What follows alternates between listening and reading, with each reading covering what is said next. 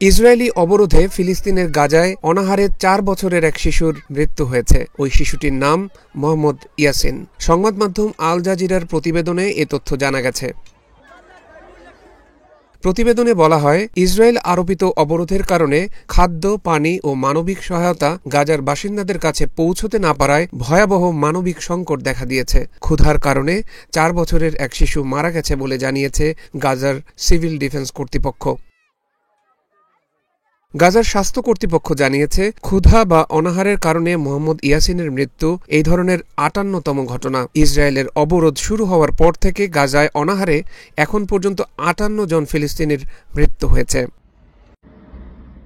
কর্মকর্তারা বলছেন, গত বুধবার থেকে ইসরায়েল গাজায় মাত্র 100টি ত্রাণবাহী ট্রাক ঢুকতে দিয়েছে, যা ভূখণ্ডটির 20 লাখ মানুষকে সাহায্য করার জন্য প্রয়োজনীয় পরিমাণের কাছাকাছিও নয়। বিশ্ব খাদ্য কর্মসূচি জানিয়েছে, গাজার 70,000-এর বেশি শিশু বর্তমানে চরম অপুষ্টির সম্মুখীন।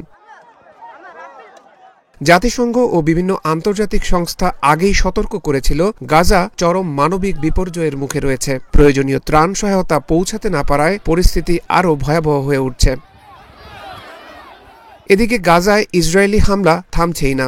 গত শুক্রবার ইসরায়েলের হামলায় এক চিকিৎসকের 10 সন্তানের মধ্যে 9 জনই নিহত হয়েছে। এ ঘটনার পরিপ্রেক্ষিতে ইসরায়েলি বাহিনী জানিয়েছে, চিকিৎসকের বাড়িতে হামলার ঘটনাটি তদন্ত করা হচ্ছে।